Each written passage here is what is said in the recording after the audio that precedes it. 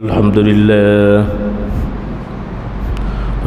لله الأكرم الذي خلق الإنسان وكرم وعلمه من البيان ما لم يعلم فسبحان الذي لا يحصى امتنانه باللسان ولا بالقلم ونشهد أن لا إله إلا الله وحده لا شريك له ولا جد له ولا ند له ولا مثل له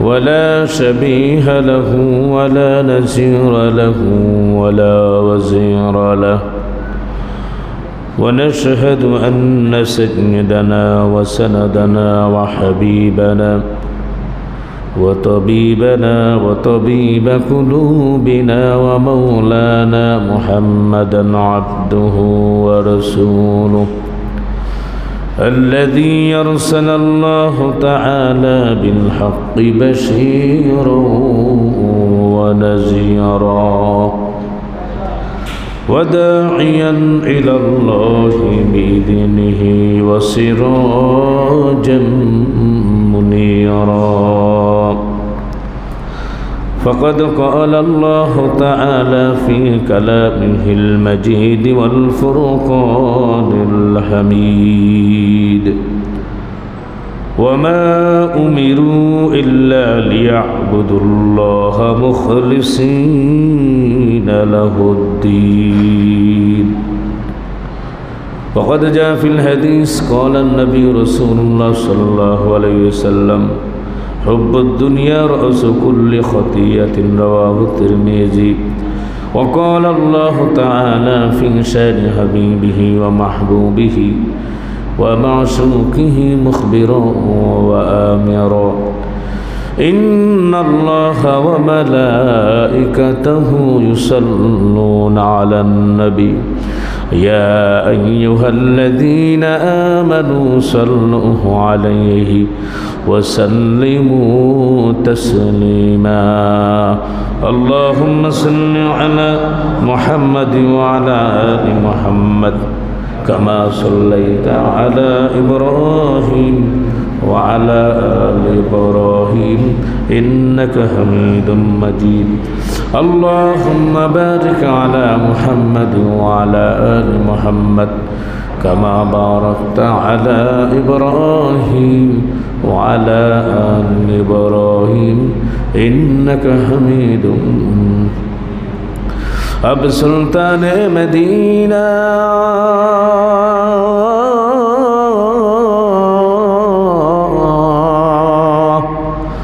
महबत वही सकीना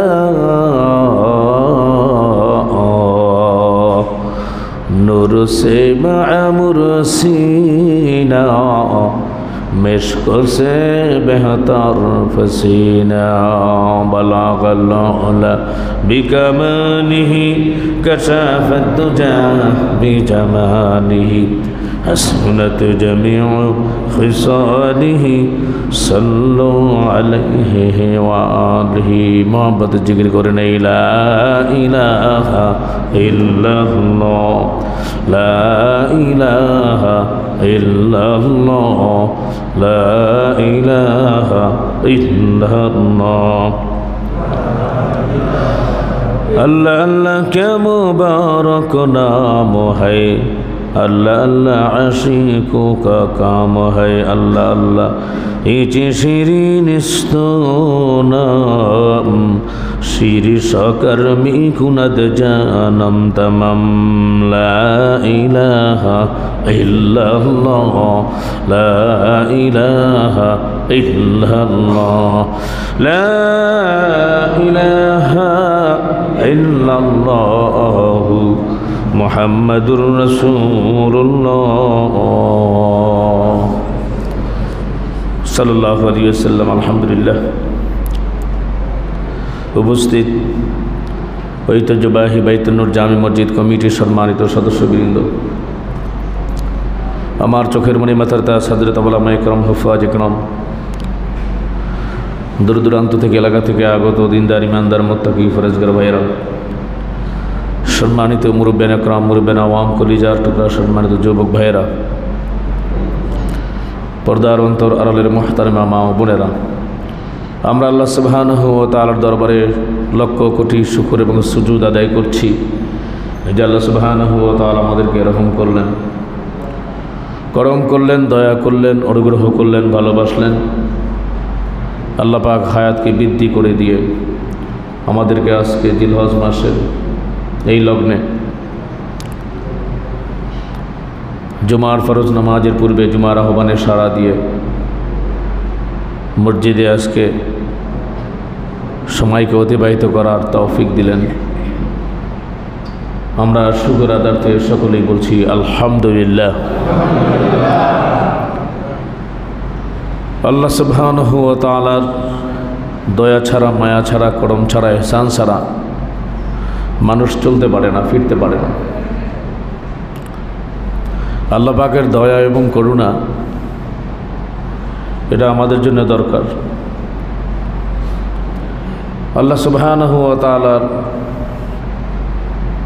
তার প্রিয় হাবিব মুহাম্মদুর রাসূলুল্লাহ সাল্লাল্লাহু আলাইহি ওয়াসাল্লাম, আল্লাহ নবীকে যেভাবে আল্লাহ সুবহানাহু ওয়া তাআলা মহব্বত করেন, ভালোবাসেন, এই জামানার নবীজির উম্মতদেরকেও আল্লাহ সুবহানাহু ওয়া তাআলা মহব্বত করেন, ভালোবাসেন। এই উম্মতের সংখ্যা যাতে বেশি হয়, উম্মত যাতে জান্নাতি হয়, আল্লাহ পাকের বান্দা বান্দি, আখিরি জামানার নবীর উম্মত যারা আছে, আল্লাহ পাকের বান্দা বান্দি জান্নাতের মধ্যে যাতে অগ্রগামী হয়, আল্লাহ সুবহানাহু ওয়া তাআলা আমাদেরকে অনেক এরকমভাবে জান্নাতে যাওয়ার রাস্তা আমাদেরকে আল্লাহ সুবহানাহু ওয়া তাআলা সহজ করে দিয়েছেন। আমরা বিগত সময় কোরবানি করেছি, ঈদুল আজহার এই কোরবানির পরেই আবার এই জুমা।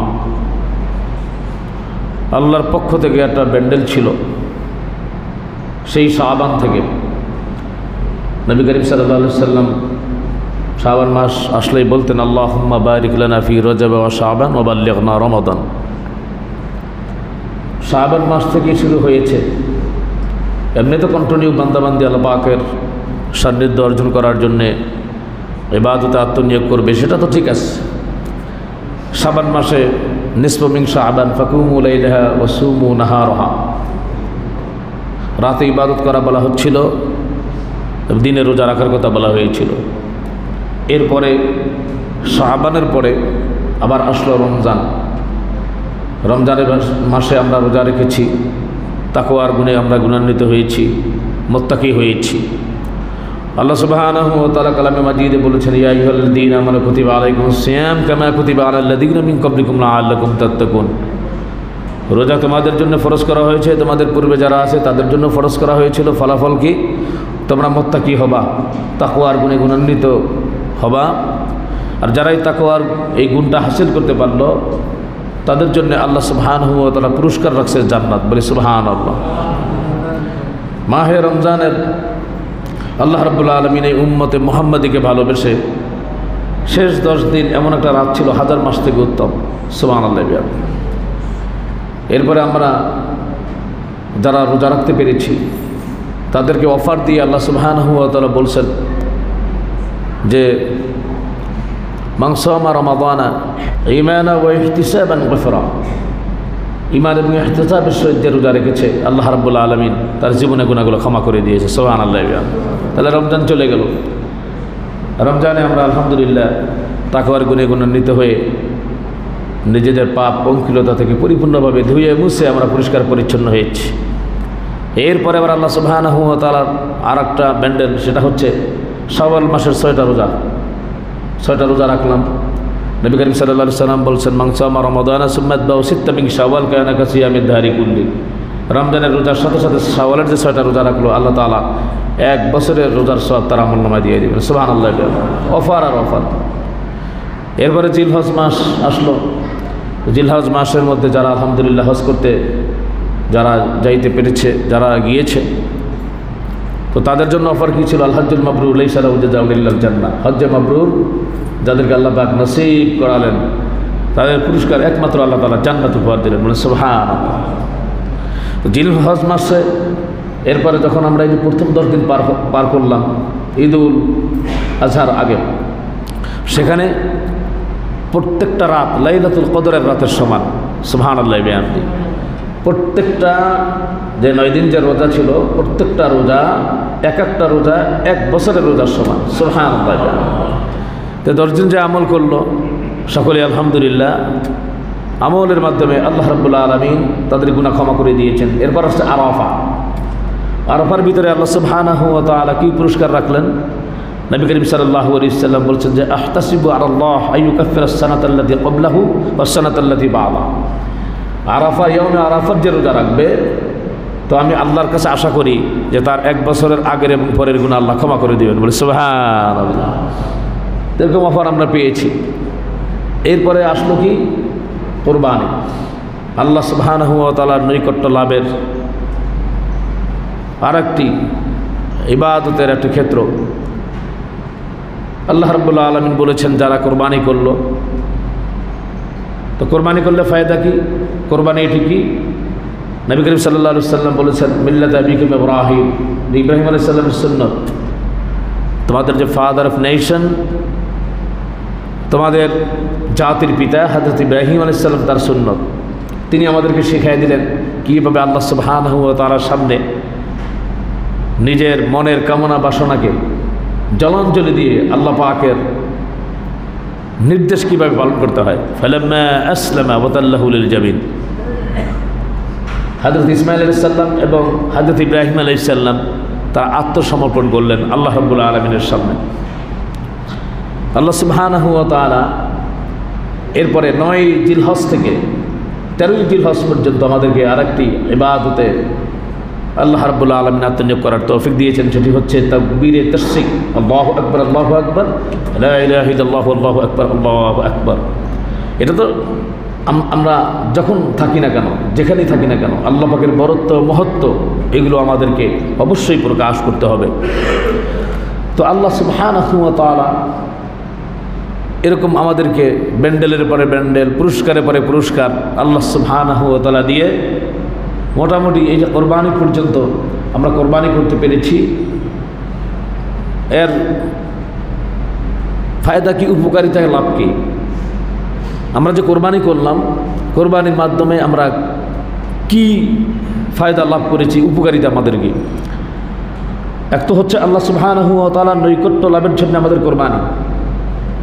এরপর হচ্ছে এই যে পশু কোরবানি দিলাম, পশু কোরবানির সাথে সাথে আমার অন্তরের যে রোগ আছে, পশুত্ব আছে, এটাকে বর্জন করতে হবে। আমার অন্তরের ভিতরে পশুসুলভ আচরণ আছে, যে পশুসুলভ আচরণ সেটা হচ্ছে যে হিংসা, হাসাদ, এটা আছে। কুকুর দেখবেন এক এলাকার ভিতরে অন্য একটা কুকুর ঢুকলে সবগুলো একসাথে মিলে ওটাকে অ্যাটাক করে। আমাদের এরকম আছে নাউজুবিল্লাহি মিন যালিক, কিছু মানুষের চরিত্র এরকম, কুকুরের স্বভাব, বলি নাউজুবিল্লাহ। এই যে অন্তরের পুরুষত্ব, এগুলো দূর করতে হবে। হাসাদ, হিংসা, পরশ্রীকারতা, লোভ, দুনিয়ার লোভ, সম্মানের লোভ, ইজ্জতের লোভ, এগুলো সম্পূর্ণভাবে বর্জন করে অন্তরটাকে পরিষ্কার পরিচ্ছন্ন সজীব করতে হবে। যার এরকমভাবে অন্তরে মিথ্যাচার নাই, অনাচার নাই, অত্যাচার নাই, দুরাচার নাই, কামাচার নাই, যার হিংসা নাই, হাসাদ নাই, উগ্র স্বভাবের নাই, আল্লাহ সন্তুষ্টির জন্য যে সকল কাজগুলি করলো, তো সে নিজেই তাকওয়ার গুণে নিজেকে গুণান্বিত করে আল্লাহ পাকের খাঁটি বান্দা হিসাবে পরিগণিত করলো। সুবহানাল্লাহ। তো আল্লাহ সুবহানাহু ওয়া তাআলা আমাদেরকে জানিয়ে দিয়েছেন ঈদুল আজহার ভিতরে যে তোমরা যে পশু জবাই করেছো, এই পশু জবাই মানে কি? আল্লাহর পথে তোমরা জান দিয়ে দিয়েছো। আল্লাহর পথে আমরা কি দিয়েছি? জোরে বলেন, জান দিয়েছি। এই জানের মালিক কে? আওয়াজ দিয়ে বলেন, জানের মালিক কে? সম্পদের মালিক কে? আল্লাহ। আল্লাহ রাব্বুল আলামিন কালামে মাজিদে বলেছেন, ইন্নাল্লাহা আশতারা মিনাল মুমিনিনা আনফুসাহুম ওয়া আমওয়ালাহুম বিআন্না লাহুমুল জান্নাহ। নিশ্চয়ই আমি জান এবং মালকে ক্রয় করে নিয়েছি মুমিনদের জান্নাতের বিনিময়ে। সুবহানাল্লাহ। এরপর আল্লাহ রাব্বুল আলামিন বলেছেন, জান যে আল্লাহর রাস্তায় দিবা, নিজেদের সম্পদ এগুলো আল্লাহর রাস্তায় দিবা। আল্লাহ রাব্বুল আলামিন বলছেন, ইয়া আইয়ুহাল্লাযীনা আমানু হাল আদুল্লুকুম আলা তিজারাতিন তুনজিকুম মিন আযাবিন আলীম তুমিনুনা বিল্লাহি ওয়া রাসূলিহি ওয়া তুজাহিদুনা ফি সাবিলিল্লাহি বিআমওয়ালিকুম ওয়া أنفسكم ذلكم خير لكم إن كنتم تعلمون। বলি আল্লাহু আকবার। আল্লাহ তাআলা বললেন এখানে, ইয়া আইয়ুহাল্লাযীনা আমানু, ঈমানদারেরা, হাল আদুল্লুকুম আলা তিজারা, আমি কি তোমাদেরকে এমন একটি ব্যবসার কথা বলবো যেই ব্যবসাটাই করলে পরে তোমরা জাহান্নামের অগ্নিদায়ক যন্ত্রণাদায়ক শাস্তি থেকে রক্ষা পাবে। সেটি কি? তুমিনুনা বিল্লাহি ওয়া রাসূলিহি, আল্লাহ এবং আল্লাহর নবীর প্রতি ঈমান আনা। ওয়া তুজাহিদুনা ফি সাবিলিল্লাহ বিআমওয়ালিকুম ওয়া আনফুসিকুম, নিজেদের জান এবং মাল দ্বারা আল্লাহর রাস্তায় সংগ্রাম করো, অর্থাৎ নিজেদের জান এবং মাল আল্লাহর রাস্তায় উৎসর্গ করো। এই যে আমরা জান উৎসর্গ করেছি ঈদুল আজহায়, হ্যাঁ, টাকা পয়সা এখানে আল্লাহর রাস্তায় চলে গিয়েছে না, তা আমরা আল্লাহর রাস্তায় জান উৎসর্গ করেছি। আর আল্লাহ রাব্বুল আলামিন এটি আমাদেরকে কোরবানির পশুর মাধ্যমে ব্যবস্থা করে দিয়েছেন। যদি এমন হতো ওই সময় যে হাজরতে ইব্রাহিম, যে এর জন্য আল্লাহ রাব্বুল আলামিন তাকে স্বপ্নে দেখাইছেন, ডাইরেক্ট অর্ডার করে নাই। ডাইরেক্ট যদি অর্ডার দিত যে তুমি জবাই করো, তাহলে হাজরতে ইসমাইলকে জবাই করা, হ্যাঁ, ইব্রাহিমের জন্যে সেটি জবাই না করা পর্যন্ত, আল্লাহ পাকের হুকুম পরিপূর্ণতা না পাওয়া পর্যন্ত তার চেষ্টা অব্যাহত থাকতে হতো। এর জন্যে আল্লাহ সুবহানাহু ওয়া তাআলা তাকে স্বপ্নে দেখাইলেন এবং তিনি বলছেন, ইন্নী আরা ফিল মানাম আন্নী আযবাহুকা ফানজুর মাযা তারা। ও আমার প্রিয় সন্তান, আমি স্বপ্নে দেখেছি, আর পয়গম্বরের স্বপ্নে তো ওহী হয়, তোমাকে আমি জবাই করছি, তুমি কি বলো? বলছে, আমি তো রাজি আছি, আল্লাহর জন্যে আমি নিজে উৎসর্গ হবো, এটা আমার ভাগ্যের ব্যাপার, আমার কবলের ব্যাপার। চিন্তা করে দেখেন, লং টাইম সন্তানের সাথে কোনো দেখা নাই। হযরত ইব্রাহিম আলাইহিস সালাম আসলেন, বলতে পারতো যে এতদিন তুমি আমার কোনো খোঁজ খবর নেও নাই, আর আইসে তুমি আমাকে জবাই করতে চাচ্ছ, এমনটা না। বাবাও যেরকম, ছেলেও সেরকম, আল্লাহর পথে নিজের জান উৎসর্গ, মাল উৎসর্গ, সেটি একটা ভাগ্যের ব্যাপার। তো ধোকা দিল কয়েক জায়গায়, আর সেই জায়গায় শয়তানকে পাথর মারা, কয়েকটা জামড়ায় শয়তান ধোকা দিয়েছে। বিবি হাজেরাকেও ধোকা দিতে চাচ্ছিল, কিন্তু আল্লাহ রাব্বুল আলামিন তাকেও শয়তানের কুমন্ত্রণা ধোকা থেকে হেফাজত করেছে। শয়তান বলতেছে, তুমি কি জানো কোথায় নিয়ে যাচ্ছে ইসমাইলকে? কোথায় নিয়ে যাচ্ছে? জবাই করার জন্য। তখন বলছে, বাবা কখনো ছেলেকে জবাই করতে পারে না। বলে, আল্লাহ বলেছে। বলে, আল্লাহ বললে তো আলহামদুলিল্লাহ, বলে সুবহানাল্লাহ। তো তারা এরকমভাবে শুনলাম, মানলাম, সামিআনা ওয়া আতা'না। আমাদের এরকমভাবে হতে হবে, আমরা পশু কোরবানি দিয়েছি, পশুর সাথে সাথে নিজেদের সমস্ত অন্তরের ভিতরে যে পশুত্ব আছে, যে স্বভাব চরিত্র, বাজে স্বভাব আছে, এগুলো সব বর্জন করতে হবে। মিথ্যাচার, অনাচার, দৌড়াচার, কাম, ক্রোধ, লোভ, হিংসা, পরশ্রীকারতা, দুনিয়ার লোভ, এগুলো বর্জন করতে হবে। যদি করতে পারি তাহলে তাকওয়ার গুণে গুণান্বিত হয়ে আমরা খাঁটি মুত্তাকি হতে পারবো। আর মুত্তাকিদের পুরস্কার আল্লাহ রাব্বুল আলামিন জান্নাত রেখেছেন। বলেন সুবহানাল্লাহ। নাহলে তো লাভ হলো না। আল্লাহ তাআলা বলছেন যে পশুর থেকেও মানুষ অধম, উলাইকা কাল আনআমি বাল হুম আদল।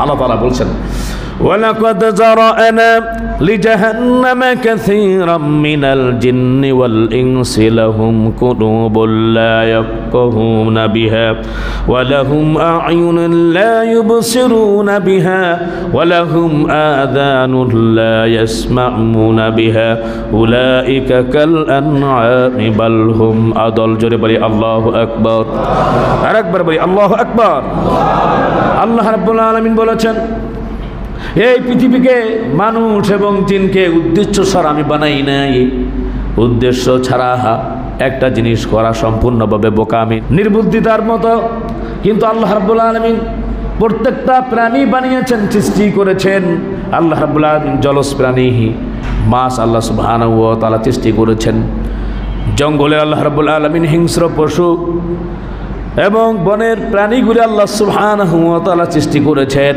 এগুলো আল্লাহ রাব্বুল আলামিনের উদ্দেশ্য আছে বিনা উদ্দেশ্যে আল্লাহ তাআলা কিছু বানান নাই ঠিক তেমনিভাবে আশরাফুল মাখলুকাত মাখলুকের মধ্যে শ্রেষ্ঠ জাতি মানুষকে আল্লাহ রাব্বুল আলামিন উদ্দেশ্য ছাড়া বানান না আল্লাহ তাআলা বলছেন ওয়া মা খালাকতুল জিন্না ওয়াল ইনসা ইল্লা লিয়াবুদুন বলে আল্লাহু আকবার জিন এবং ইনসানকে আল্লাহ বানাইছেন ইবাদতের জন্য কিসের জন্য তাহলে আমাদেরকে বিনা উদ্দেশ্যে বানান নাই ইবাদতের জন্য বানাইছেন তো এখন আমরা ইবাদত করলাম না লস কি আল্লাহর না আমার জবাব দিয়েন কার লস আমার নিজের লস আমাদেরকে ইবাদতের জন্য বানানো হয়েছে জিন এবং ইনসানকে তো সম্মানিত ভাইয়েরা আমার প্রিয় হাজিরিন বিনা উদ্দেশ্যে আল্লাহ রাব্বুল আলামিন বানান নাই এর জন্য আপনি এই পৃথিবীর ভিতরে চললেন উঠলেন বসলেন খাইলেন ব্যবসা বাণিজ্য করলেন চাকরি করলেন হ্যাঁ বিভিন্ন উৎসবমুখর পরিবেশে নিজেকে ভাসায় দিলেন এরপরে আল্লাহকে ডাকলেন না রবকে ডাকলেন না ইবাদতে আত্মনিয়োগ করলেন না এটার নাম জীবন না তাহলে পশু পাখি যারা আছে ওরাও তো এরকমভাবে হ্যাঁ তারাও তো এরকমভাবে তাদের জন্য আল্লাহ রাব্বুল আলামিন তো নামাজ ফিট করেন নাই তাদের জন্য আল্লাহ তাআলা জুমা দেন নাই তাদের জন্য ঈদের আনন্দ দেন নাই ঈদুল আজহা দেন নাই তাদের জন্য তাহলে আমরাও যদি এরকম পশুসুলভ আচরণ করি তাহলে পশু আর মানুষ তো এক হয়ে গেল তবে আল্লাহ তাআলা বলছেন পশুত্ব যে অন্তর থেকে বর্জন না করতে পারলো পশুত্বকেও খারাপ আল্লাহ তাআলা বলছেন ওয়ালাকাদ যারা'না লিজাহান্নামা কাসীরাম মিনাল জিন্নি ওয়াল ইনস লাহুম কুলুবুল লা ইয়াফকাহুনা বিহা মানুষ এবং জিনকে আমি জাহান্নামের ভিতরে ভরব কারণ লাহুম কুলুবুল লা ইয়াফকাহুনা বিহা তাদের অন্তর দিয়েছিলাম অন্তরে তারা উপলব্ধি করতে পারে না চিন্তা করে না ফিকির করে না ওয়ালাহুম আ'ইনুল লা ইবসিরুনা বিহা ওয়ালাহুম আযানুল লা ইয়াসমাউনা বিহা তাদের চোখ দিয়েছিলাম তারা চোখ দিয়ে দেখে না এখন আপনারা তো বলতে পারেন হুজুর কি বলেন চোখ দিয়ে দেখি না প্রতিদিনই তো সব কিছু দেখি না দেখলে আজকে বাজার করলাম কীভাবে এই দেখার কথা কি আল্লাহ বলেছে নাকি আল্লাহ পাকের সৃষ্টি নিয়ে গবেষণা করার জন্য আল্লাহ তাআলা বলছেন যে চোখ দিয়ে দেখো চিন্তা করো ভাবো হ্যাঁ ওয়াফি আনফুসিকুম আফালা তুবসিরুন তুমি নিজের দিকে তাকাও তাহলে তুমি তোমার স্রষ্টার হ্যাঁ পরিচয় পাবে এরপর আল্লাহ তাআলা বলছেন কান দিলাম কান দিয়ে সে শ্রবণ করলো না চোখ দিয়ে দেখলো না তো উলাইকা কাল আনআম বাল হুম আদাল তারা চতুষ্পদ জন্তুর থেকে খারাপ জোরে বলেন নাউযুবিল্লাহ এর জন্য সম্মানিত ভাইয়েরা আমার প্রিয় হাজিরিন অবশ্যই আমাদের চিন্তা করার বিষয় এই পৃথিবীতে আমরা বেশি দিন থাকবো না আয় যাচ্ছে তো কাম নাই কত মানুষ দুনিয়া থেকে বিদায় হয়ে গেছে আমরা সকলেই কবরের যাত্রী হব কবরে আমাদের মামলা রেডি হয়ে আছে 3টা প্রশ্নের উত্তর দিতে হবে এরপর হাসরের মাঠ থেকে পরিত্রাণ পাওয়ার পরে পুলসিরাত অনেকের পরে জান্নাত জাহান্নাম এই পৃথিবীর ভিতরে যদি কেউ মামলা খায় দেখা গেছে যে জজ কোর্ট তারপরে high court supreme court single bench এরপরে ফুল বেঞ্চ এরপরে প্রেসিডেন্ট কোর্ট সেখান থেকেও যদি সে মানে যদি না জিতে তাহলে আন্তর্জাতিক আদালতে সে মামলা করতে পারে এই দুনিয়া থেকে বিদায় হওয়ার পরে ভাই যে মামলাগুলো আমার সামনে আছে পরে এই মামলায় একবার ধরা খায় গেলে আর জিতার কোনো আশা নাই এর জন্য কবরের কথা যখনই শ্রবণ করেছেন তখনই সাহাবাত মাইন্ডা কান্না করেছেন হযরত ওমর ফারুক রাদিয়াল্লাহু তাআলা আনহুর 2 পাশে ক্যানেল হয়েছিল কান্না করতে করতে ওসমান গনি রাদিয়াল্লাহু তাআলা আনহু তিনি কবরের সামনে গেলে কান্না করতেন প্রচুর কান্না করতেন হযরত ওমর ফারুক রাদিয়াল্লাহু তাআলা আনহু, তাকে বলা হলো আমিরুল মুমিনিন, আপনি একটু হেকিম দেখান। সে সময় তো ডাক্তার ছিল না, হেকিম ছিল। আপনি আপনার চোখের নিচে দাগ দেখা যায়, বড় খারাপ দেখা যায়, আপনি একটু হেকিম দেখান যাতে করে আপনার উপশম হতে পারে, আপনি সুস্থ হতে পারেন। হযরত ওমর ফারুক রাদিয়াল্লাহু তাআলা আনহু বলতেছেন, যারা জান্নাতের সার্টিফিকেট প্রাপ্ত ব্যক্তি, সেই ওমর ফারুক বলতেছে, যার ব্যাপারে নবীজি বলেছেন লাউকা নাবিয়্যা মিন বা'দি লাকানা ওমর, আমার পরে যদি কোনো নবুয়তির যদি ধারাবাহিকতা থাকতো তাহলে হযরতে ওমর নবী হইতো। বলেন সুবহানাল্লাহ। সেই ওমর বলতেছে, না না, আমি কোনো চিকিৎসা নেব না। আমার আল্লাহ যদি, আমার মাওলা যদি আমাকে জিজ্ঞেস করে যে ওমর কি আনছো, আমি কিছু বলতে পারবো না। আমি আমার চেহারাটা দেখাইয়া বলবো যে আল্লাহ, তোমার ভয়ে ক্রন্দন করেছিলাম আল্লাহ, আর তোমার জাহান্নামের ভয়ে কান্না করতে করতে আমার চোখের নিচে আল্লাহ তাআলা দুইটা দাগ বসে গিয়েছিল। বলি সুবহানাল্লাহ। সেই কবরে কিন্তু যাওয়া লাগবে ভাই, কেউ আমার সাথে যাবে না। কবরটা খনন করে উপরে বাঁশের ইগুলি বিছিয়ে দিয়ে সকলে যার যার মতো চলে আসবে। আপনার আমার অবস্থা কি হবে যখন কবরে যাব? আম্মা জান খাদিজাতুল কুবরা রাদিয়াল্লাহু তাআলা আনহা কান্না করতেছে। নবী করিম সাল্লাল্লাহু আলাইহি সাল্লাম জিজ্ঞেস করলেন, ফাতেমা ঘটনা কি?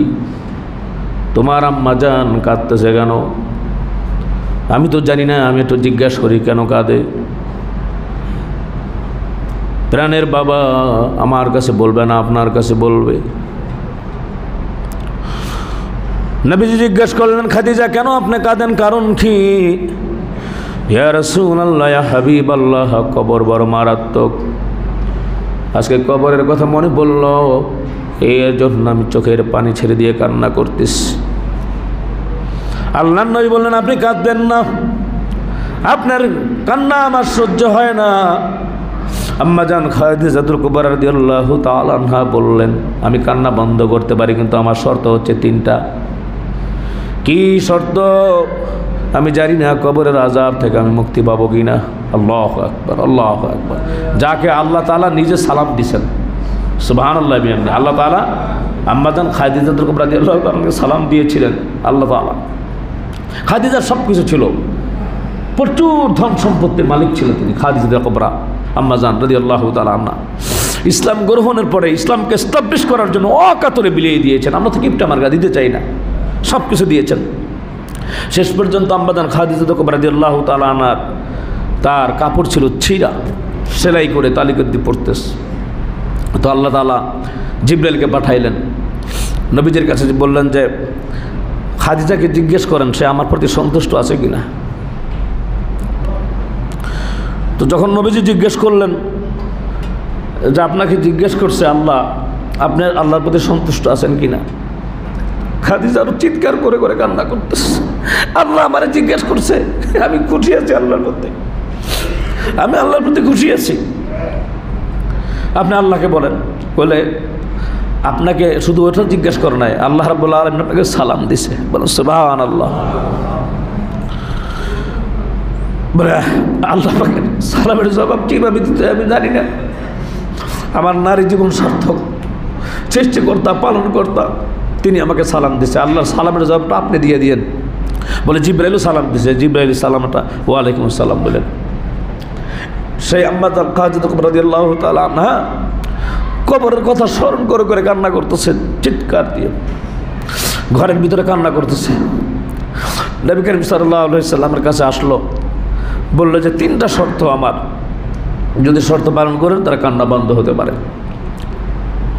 কি শর্ত? কবর আযাব বড় ভয়াবহ। ইয়া রাসূলুল্লাহ, ইয়া হাবিবাল্লাহ, কবরের কথা শুনেছি, সেখানে এরকমভাবে নির্দয় অনেক ফেরেশতারাও থাকবে। কবরের মাটিগুলো কার কিরকম আত্মীয় কেউ চিনবে না, ইয়া রাসূলুল্লাহ, 1 নম্বর শর্ত আপনার পরিধানের একটা জুব্বা আপনি আমাকে কাপড় হিসাবে পরায়া দিবেন। বলেন সুবহানাল্লাহ। যদি আপনি কাপড় হিসাবে পরায়া দেন তাহলে আপনার জুব্বার বরকতে মাটি আমাকে আক্রমণ করবে না। 2 নম্বর হচ্ছে মুনকার নাকিরের সওয়ালের জবাব। আমি মুনকার নাকিরকে দেখলে ভীত হয়ে যেতে পারি, ভয় হয়ে যেতে পারি নবীজি। যতক্ষণ পর্যন্ত সওয়ালের জবাব ক্লিয়ার না হয় ততক্ষণ পর্যন্ত আপনি কবর থেকে আসবেন না। জান মঞ্জুর। 3 নম্বর হলো কবর যদি চাপ দিতে চায় আপনি সেই জায়গায় থাকবেন। আপনি যদি থাকেন আপনার সামনে কবরের মাটি বেয়াদবি করবে না। এই 3টা যদি ওয়াদা দিতে পারেন তাহলে আমি কান্না বন্ধ করতে পারি। নবীজি ওয়াদা দিয়ে দিলেন। যখন আম্মাদান খাদিজাতুল কুবরা রাদিয়াল্লাহু তাআলা আনহা দুনিয়া থেকে বিদায় হয়ে গেল, রাসূল আকরাম সাল্লাল্লাহু আলাইহি সাল্লাম প্রথম ওয়াদা পূরণ করলেন। কবরের সামনে বসে আছেন, সকলে চলে গেছে। আল্লাহ রাব্বুল আলামিন ডাক দিয়ে জিজ্ঞেস করতেছে, ও আমার হাবিব, কেন আপনি এখানে বসে আছেন? কেন, কারণ কি? আল্লাহ, আমার খাদিজা কবরের জবাব দিতে পারবে না, এর জন্য আমি বসে আছি। আল্লাহ তাআলা বললেন, আপনি যান, খাদিজার সওয়ালের জবাব আমি নিজে আল্লাহ দিয়ে দিয়েছি, যান।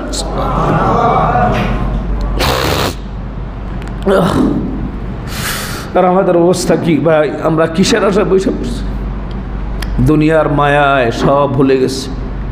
আমার বাড়ি চাই, ফ্ল্যাট চাই, গাড়ি চাই, আমার এইটা চাই, আমার ওইটা চাই।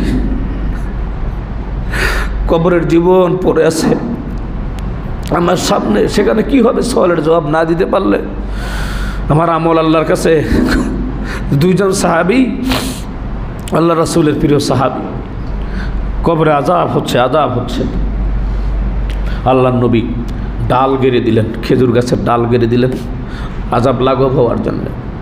জিজ্ঞেস করলেন কারণ কি? সাহাবীদের তো হওয়ার কথা না। পেশাব পায়খানায় একটু সতর্কতা অবলম্বন কম করেছে, হয়তো একটু সতর্ক ছিল না। ওনরা উট, এরপরে ভেড়া, ভেড়ার পাল, বকরির পাল, এগুলো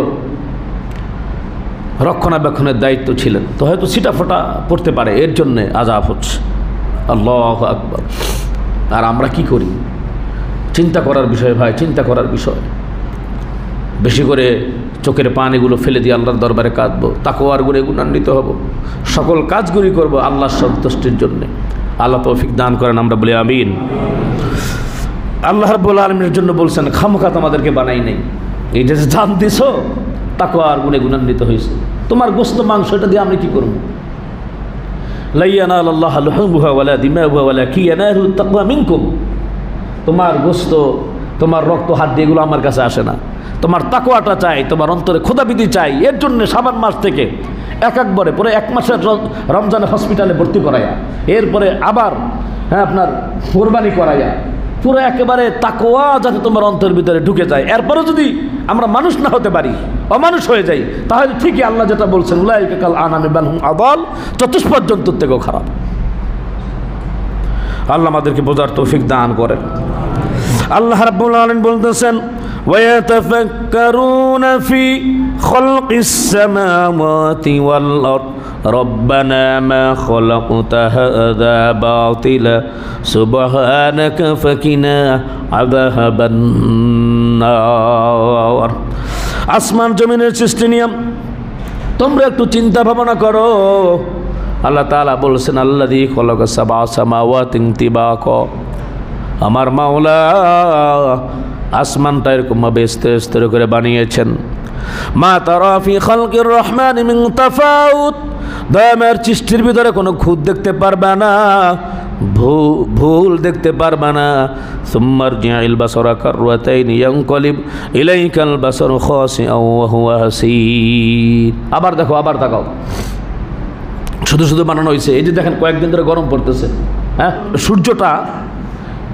সূর্যটা প্রায় কত কোটি হবে? 9 কোটি কত জানো মাইল দূরে, হ্যাঁ, 9 কোটি 30 লক্ষ মাইল দূরে। আপনি চিন্তা করেন, সেই এত দূর থেকে তাপ দেওয়ার পর আমরা সহ্য করতে পারছি না। আল্লাহু আকবার। তাহলে এই সূর্যটা যখন ময়দানে হাসরে যখন মাথার উপরে আসবে, আর যদি আল আজিমের ছায়া না পাই, তো আমার অবস্থাটা কী হবে? চিন্তা করার বিষয় ভাই। আমরা দুনিয়া নিয়ে পড়ে আছি, অথচ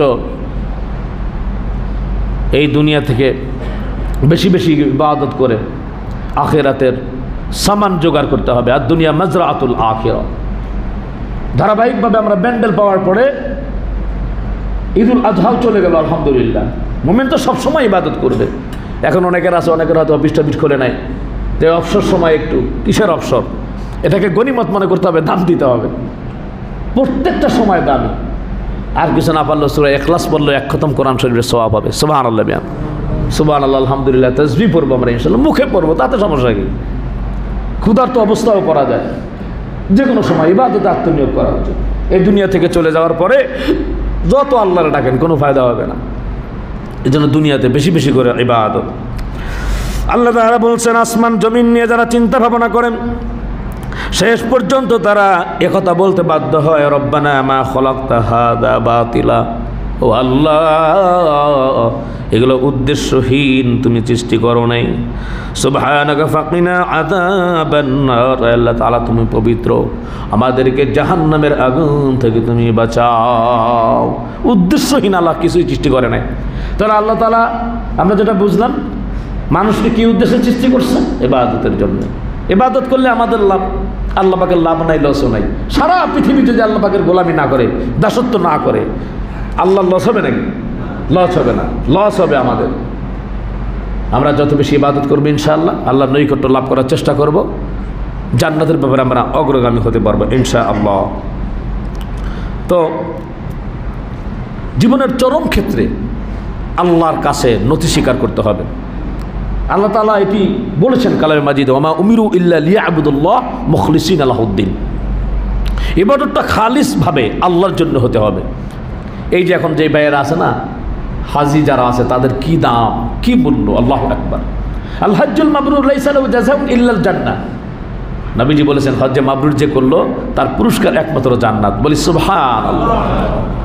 এখন এই হজটা যদি আল্লাহর উদ্দেশ্য না হয়, এমন যদি হয়, এলাকায় থাকি, আমি গণ্যমান্য ব্যক্তি, আমি হজ না করলে কেমন হয়, এরকম যদি মন মানসিকতা থাকে, সামনে ইলেকশন আছে, বাংলাদেশের মানুষ খুব ধর্মপরায়ণ মানুষ, যদি হাজি অন্ততপক্ষে হইতে পারি, ভোট 10% আগায় গেল, এরকম যদি মনে নিয়ত থাকে, নাউযুবিল্লাহি মিন যালিক, অমুক হাজি আলহাজ তমুক। খাঁটি যারা হজ করবে তারা তো লজ্জায় পরে হজের কথা বললো যে ভাই থাক, আলহাজ তালহাজ বইলেন না। আহা, হজ তো যদি মঞ্জুর না হয় অবস্থা কি হবে? যদি কবুল যদি না হয়, কি বলেন? আপনি যে হাজি কইলেন, আপনার হজ কি মঞ্জুর হয়েছে এটা আপনি জানেন? কি বলেন? আমরা জানি? জানেন কে? তবে আশা করতে পারি। আব্দুল্লাহ ইবনে মুবারক রাহমাতুল্লাহ আলাইহি, তিনি আরাফার ময়দানে শুয়ে আছেন। তো স্বপ্নে দেখলেন, তিনি স্বপ্নে দেখতেছেন দুইজন ফেরেশতা একজন আরেকজন কথাবার্তা বলতেছে। একজন ফেরেশতা জিজ্ঞেস করলো, জানো নাকি এবছর কত লোক হজ করতে এসেছে? কয় 6 লক্ষর মতো হবে। কয়জনের হজ কবুল হয়েছে জানো? মাত্র 6 জনের। ওনার স্বপ্ন ভেঙে গেল। আব্দুল্লাহ ইবনে মুবারক রাহমাতুল্লাহ আলাইহি তিনি খুব চিন্তিত হয়ে গেলেন, এত মানুষ 6 লক্ষর মধ্যে আমার তো কোনো বেইলি নেই। তিনি খুব চিন্তামগ্ন হয়ে গেলেন। আল্লাহ রাব্বুল আলামিনের কাছে তার হজকে কবুল হওয়ার জন্য তিনি ক্রন্দনরত অবস্থায় সময় কাটাতে লাগলেন। আবার আল্লাহ রাব্বুল আলামিন তাকে আবার স্বপ্ন দেখিয়েছেন। স্বপ্নের ভিতরে দেখতেছে ওই সেই ফেরেশতা দুইজন একজন আরেকজনের সাথে কথা বলতেছে যে ফয়সালা কি জানো নাকি? আসমানি ফয়সালা। বলে ফয়সালা এই, ওই যে আল্লাহ পাকের খুব খাস যে বান্দা আছে 6 জনের হজ যে কবুল করেছে, এই 6 জনের উসিলা করে আল্লাহ রাব্বুল আলামিন তিনি এত দয়ালু, তিনি এত রহমান, তিনি এত রহিম, তিনি 6 লক্ষ হাজির হজ কবুল করেছে। আল্লাহু আকবার। আর একজন এরকম ভাবে এক বুজুর্গ 40 বছর ধরে হজ করতেছে। তো হজ যখন বিদায়ী তওয়াফ হয়, তো বিদায়ী তওয়াফের সময় তাকে বলা হয় লা লাব্বাইক ওয়া লা সা'দাইক। তোমার হজ কবুল করা হলো না। তো সে নিচের দিকে তাকায়া আবার সে চলে যাচ্ছে। হঠাৎ করে সেই বুজুর্গের একজন খুব কাছের লোক বলতেছে, আপনি তো হজ করতে যান, তো আমাকে একটু নিয়ে যান, আপনার সাথে যেতে চাই। বলে ঠিক আছে চলো। তো বিদায় তওয়াফের পরে যখন যাবে তখন এরকমভাবে অদৃশ্যভাবে আওয়াজ আসলো, তোমার হজ কবুল হলো না। তখন বলছে, আপনার আইসা লাভ কি, আপনার তো হজ কবুল হয় না। বলছে আল্লাহর রাস্তা ছাড়া, আল্লাহ রাব্বুল আলামিন ছাড়া আর কোনো জায়গা আছে নাকি? আল্লাহ কবুল করার মালিক হচ্ছেন আল্লাহ। আমি প্রচেষ্টা চালাবো, আমি হয়েছি আল্লাহ পাকের বান্দা, আমি হয়েছি গোলাম। গোলামের কোনো কথা চলবে না, কবুল করার মালিক না করার মালিক আমার মাওলা। তো এইটা যখন অন্তর থেকে বলছে, আল্লাহ তো আল্লাহু আলিমুম বিযাতিস সুদূর, আল্লাহ তাআলা কথা শুনেন। তো আল্লাহ তাআলা এরকম অদৃশ্যভাবে তিনি জবাব দিয়ে দিয়েছেন যে আজ থেকে বিগত জীবনের যত হজ আছে আমি আল্লাহ তোমার হজগুলোকে কবুল করলাম। সুবহানাল্লাহ। তাহলে আশা রাখতে হবে, আশা ছাড়া যাবে না। আল্লাহ রাব্বুল আলামিন কবুল করুন। তো ব্যাপারটা হচ্ছে এরকম সমস্ত ক্ষেত্রে। আমার নামাজ 5 ওয়াক্ত নামাজ আমি পড়তেছি, আমি মানুষকে বললাম যে ভাই তাহাজ্জুদ একটু পড়েন ভাই, আমি এই যে মতো তাহাজ্জুদ করে আসলাম। আর এটা কি বলার বিষয় নাকি?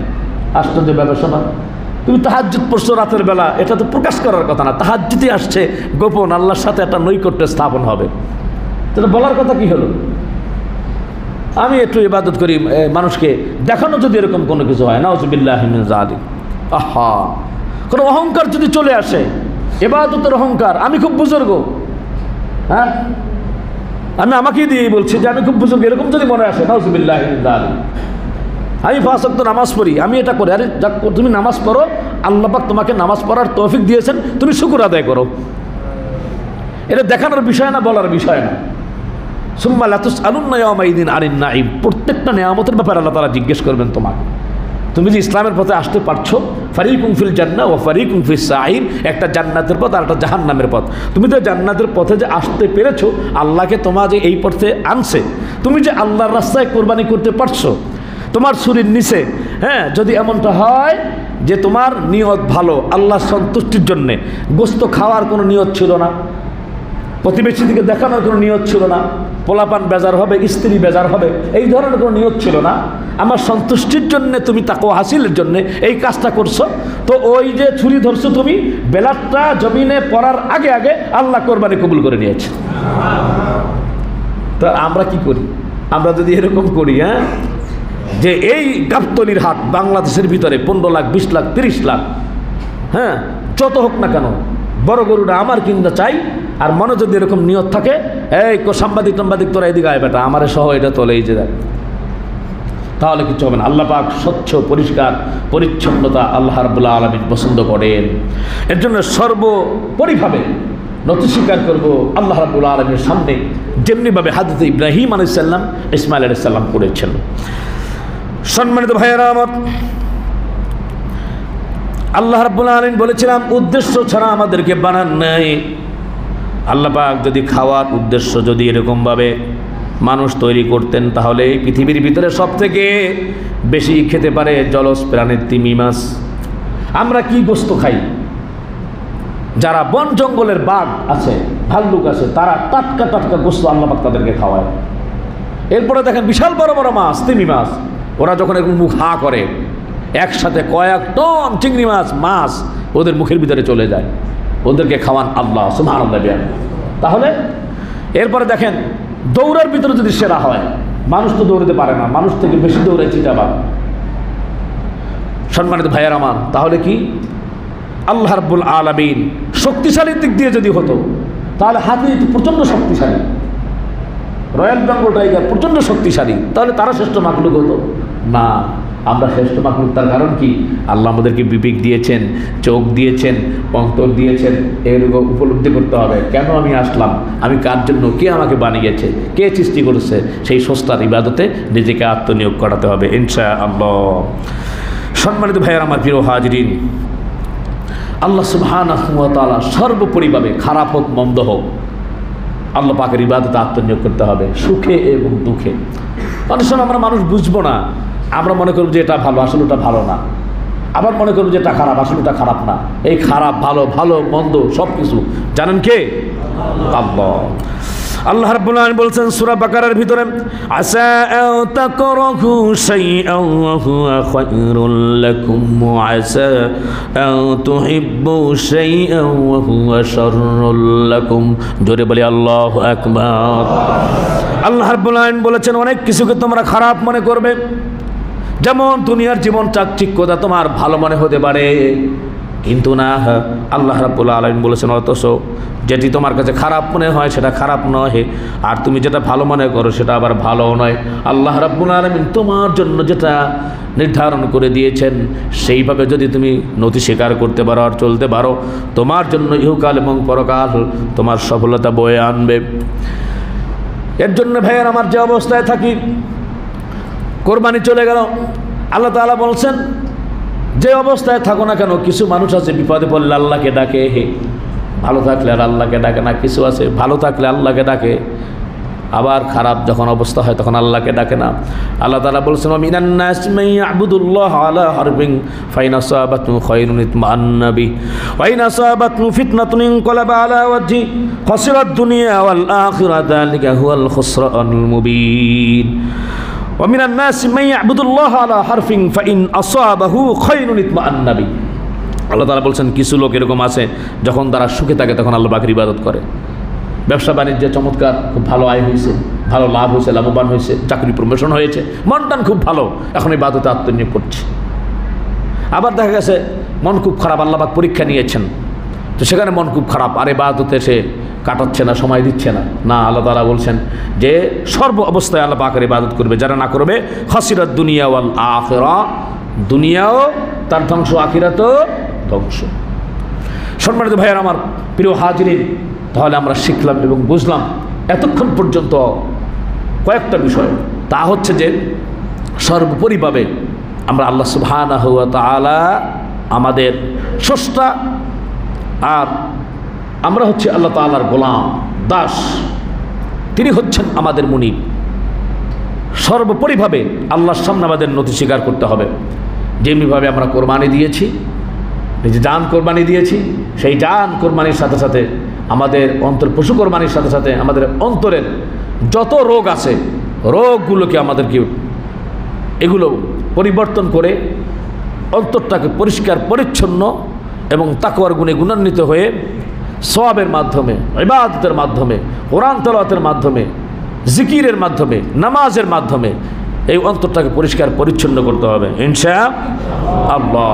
আর সর্বোপরি সকল কাজ করব আল্লাহর জন্য। ওই যে একটা কথা মনে পড়লো, হযরত আলী রাদিয়াল্লাহু তাআলা আনহু ঘটনা, বীর বিক্রমে যুদ্ধ করছে, কয়েক কাফেরকে সে বাগে আনতে পারছে না, তো হঠাৎ করে তিনি তার আক্রমণে এক কাফেরের তরবারি এবং ডাল ভেঙে যায়। হযরত আলী রাদিয়াল্লাহু তাআলা আনহু তার বুকের উপর বসেছে, তাকে আক্রমণ করবে, সে দুনিয়া থেকে শেষ হয়ে যাবে। ওই কাফের করলো কি, হযরত আলী রাদিয়াল্লাহু তাআলা আনহুর মুখে থুতু মারল। থুতু যখন মারল, আলী রাদিয়াল্লাহু তাআলা আনহুর মেজাজ গরম হয়ে গেছে আরো। তিনি যখন তরবারি চালাবেন ওই সময় নিজেকে সংযত রাখলেন। সুবহানাল্লাহ বিহামদি, কিভাবে সম্ভব, ছেড়ে দিল তাকে। কাফের জিজ্ঞেস করল, আলী তুমি তো এখন আমাকে শেষ করে দিবে, আমাকে তুমি হত্যা করবে, কেন তুমি আমাকে ছেড়ে দিলে, তার কারণ কি? হযরত আলী বলতেছে, হে ইসলামের দুশমন, কোরআনের দুশমন, শোন, তোর সাথে আমার কোনো শত্রুতা নাই, তোর সাথে আমার ব্যক্তিগত কোনো শত্রুতা নাই। যুদ্ধক্ষেত্রে ইসলামের দুশমন, তোর সাথে যুদ্ধ করেছি। যখন আমি আমার তরবারির নিচে যখন তোর গর্দানটাকে রাখলাম, তোর বুকটাকে যখন রাখলাম, যখন হত্যা করব আল্লাহ সন্তুষ্টির জন্য ইসলামের দুশমনকে চিরতরে সরায় দিব। যখন থুতু মারলি তখন ব্যক্তিগত আমার রাগ, আক্রোশ এসে গিয়েছিল। আমি চিন্তা করলাম এই রাগের মধ্যে যদি আমি তোকে হত্যা করি, আর আল্লাহ যদি কিয়ামতের ময়দানে আমাকে জিজ্ঞেস করে, আলী তুমি তো তোমার রাগ পূরণ করার জন্য তাকে হত্যা করেছো, তুমি এরকমভাবে আক্রমণাত্মক তাকে হত্যা করলা, আমার সন্তুষ্টির জন্য তো হয় নাই, আমি মাওলার কাছে কি জবাব দিব? আমি তো তোমাকে হত্যার আসামি হয়ে আল্লাহর সামনে আমার দাঁড়াতে হবে, এই কথা মনে করে আমি তোমাকে ছেড়ে দিয়েছি। বলেন সুবহানাল্লাহ।